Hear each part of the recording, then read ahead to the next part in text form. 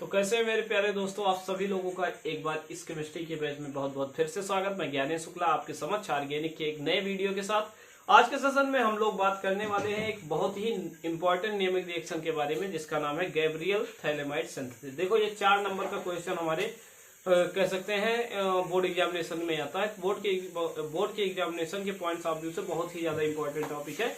तो Gabriel phthalimide संश्लेषण प्रक्रिया के द्वारा आज हम एमाइन को बनाने का प्रयास करेंगे और देखेंगे क्या क्या कंडीशंस होती है, इसकी मैकेनिज्म पे भी विशेष ध्यान देंगे। चलिए सेशन को करते हैं शुरू। आइए शुरू करते हैं। तो आज का टॉपिक है हमारा एमाइन से रिलेटेड, एमाइन के निर्माण के लिए गैब्रियल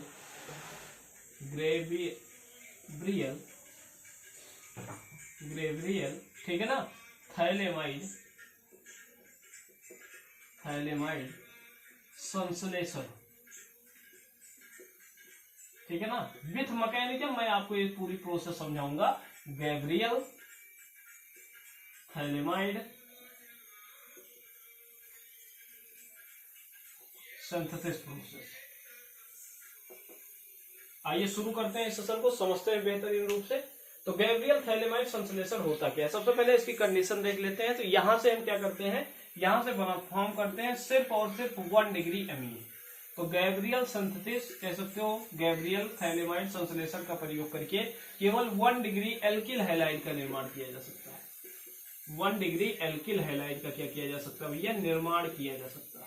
1 डिग्री एल्किल हैलाइड का हम क्या कर सकते हैं बेटा, यहाँ से निर्माण कर सकते हैं। आइए देखते हैं कि इस गैब्रियल थैलेमाइड संश्लेषण में होता क्या है। पहले मैकेनिज्म को समझते हैं, फिर लिखने का तरीका मैं आपको समझाता हूँ। गैब्रियल थैलेमाइड संश्लेषण में होता है क्या, हमारे पास थैलिक एसिड। क्या होता है बेटा, हम लोगों के पास होता है इनिशियल थैलिक एसिड।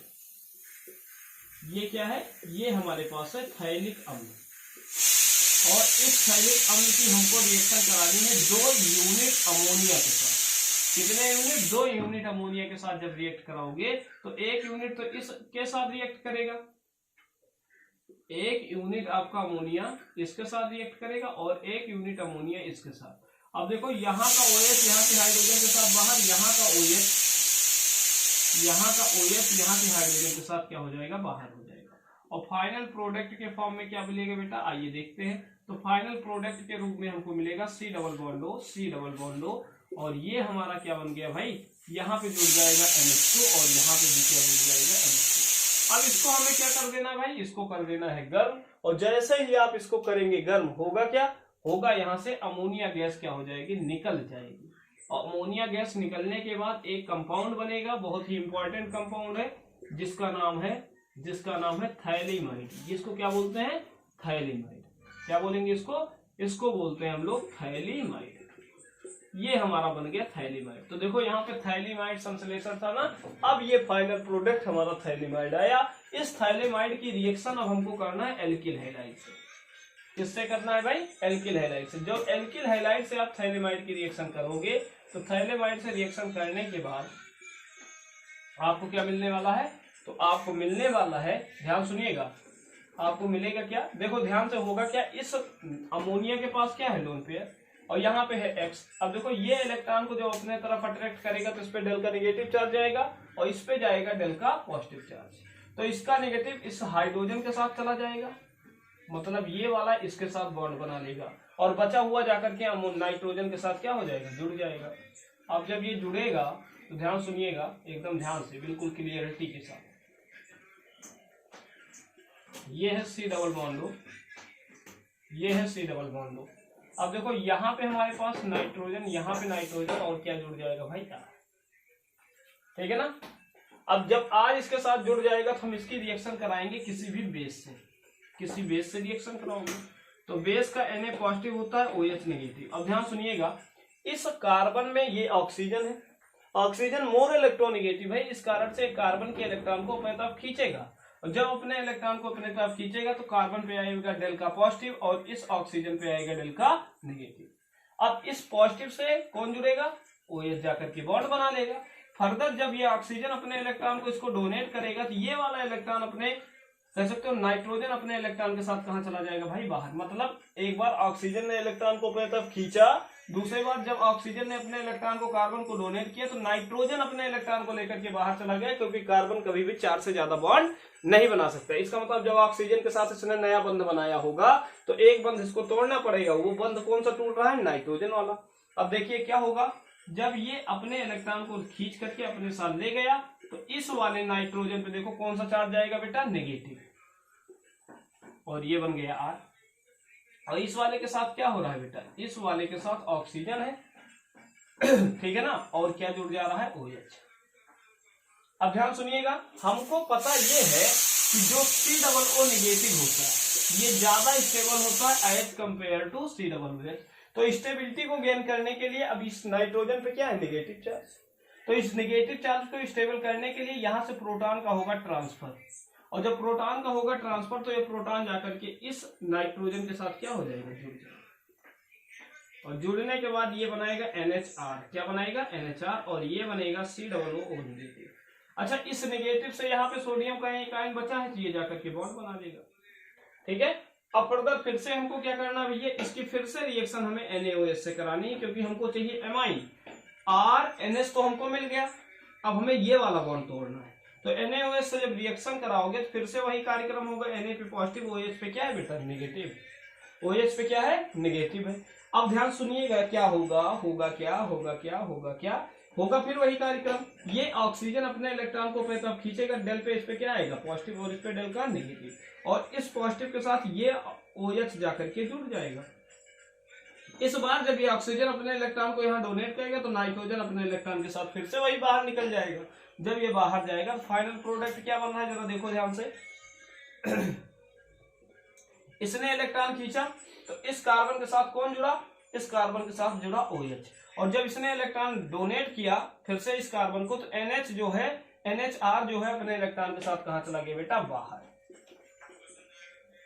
तो NH और R के साथ ये क्या हो गया बेटा? बाहर। क्या स्टेबल है? नहीं स्टेबल है। तो स्टेबिलिटी को गेन करने के लिए फिर से अपने प्रोटॉन को डोनेट कर देगा इस नाइट्रोजन को, और जो प्रोटॉन को डोनेट करेगा तो ये बना हमारा RNH2, और साथ में देखो ये जो प्रोटॉन डोनेट करेगा तो इस पे ऑक्सीजन पे नेगेटिव। अभी हमारे पास क्या है? सोडियम का पॉजिटिव, तो सोडियम का पॉजिटिव जाकर के इसके साथ जुड़ जाएगा। सोडियम का पॉजिटिव इसके साथ बेटा क्या हो जाएगा? जुड़ जाएगा, सही है ना। और ये क्या बन गया? 1 डिग्री हमारा एमाइन बन गया। समझ पाए कि नहीं? ये हमारी पूरी मैकेनिज्म है किसका? गैब्रियल थैलेमाइड सिंथेसिस रिएक्शन की। एक बार फिर से मैं आपको इस पॉइंट से रूबरू कराता हूं कि इसको बनाया कैसे क्या। बहुत ही इंपॉर्टेंट है, नियमित रिएक्शन है, 4 नंबर में आता है, इसलिए इसको याद रखना बहुत जरूरी है। आई होप कि आपको सेशन समझ आ गया होगा, क्योंकि हमारे पास थैलिक अम्ल की रिएक्शन आपने किससे कराई? 2 मॉलिक्यूल अमोनिया के साथ ये वाला कंपाउंड बनेगा। यहाँ से वाटर के मॉलिक्यूल क्या हो जाएंगे बेटा? 2 वाटर के मॉलिक्यूल निकल जाएंगे, ये कंपाउंड बन जाएगा। इसको आपको थोड़ा सा गर्म कर देना, अमोनिया निकल जाएगा, फर्दर हमको क्या मिल जाएगा भाई? थैलेमाइड मिल जाएगा। इस थैलेमाइड की क्या करना है? एल्किल हैलाइड से रिएक्शन। एल्किल हैलाइड से रिएक्शन कराओगे तो यहाँ का X यहाँ के हाइड्रोजन के साथ बाहर जाएगा, R जाकर के अमोनिया से जुड़ जाएगा, ठीक है ना। अब आफ्टर दैट आपको किसी बेस से रिएक्शन करानी है। एक बार ये ऑक्सीजन अपने इलेक्ट्रॉन को अपनी तरफ खींचेगा, दूसरी बार ये ऑक्सीजन को डोनेट करेगा और ये बॉन्ड टूट करके अलग हो जाएगा। फर्दर ये पूरी प्रोसेस ऐसे चलती जाएगी और यहाँ पे हमको क्या मिल जाएगा? 2 डिग्री एमाइन मिल जाएगा। तो ये गैब्रियल थैलेमाइड सिंथेसिस की क्या है भाई? पूरी मैकेनिज्म है, आप इसको नोट कर लीजिए, ठीक है। फिर मैं लिखने का तरीका आपको बताता हूँ, नोट कर लीजिए। हो गया सभी का? चलिए अच्छी बात। मिटाऊं मैं इसको? चलिए, तो देख लो हमारे पास फाइनल प्रोडक्ट में क्या बना? RNH2। अब देखिएगा इसको हम लिखेंगे कैसे। लिखने के प्रोसेस में हमने क्या बताया? सबसे पहले हम लिखेंगे इसमें पहला केस नंबर 1, गैब्रियल थैलेमाइड संश्लेषण का प्रयोग केवल और केवल 1 डिग्री एल्किल हैलाइड बनाने में किया जाता है। दूसरे पॉइंट पे लिखिएगा, लिखो थैलेमाइड के संश्लेषण का, थैलेमाइड के संश्लेषण के द्वारा 1 डिग्री एमाइन का निर्माण किया जाता है। 1 डिग्री एल्किल एमाइन का क्या किया जाता है? निर्माण किया जाता है। यह निर्माण थैलेमाइड की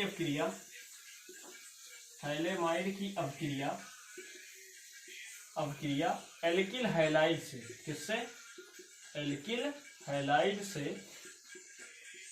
किससे भाई? एल्किल हैलाइड से। बोले तो ब्रैकेट भी लिख लेना RH से किसी भी एल्कोहलिक, अरे यार एल्कोहलिक लिख लेना, अच्छा, एल्कोहलिक विलायक की उपस्थिति में, एल्कोहलिक विलायक एवं प्रबल क्षार की उपस्थिति में, प्रबल क्षार की उपस्थिति में कराने पर होती है, कराने पर 1 डिग्री एमीन का निर्माण होता है। तो इसको आपको लिखना पड़ेगा विथ मैकेनिज्म। अब आपको हमने क्या बताया, यहां पे थैलेमाइड ले लेना आप लोग, ये है हमारे पास थैलेमाइड।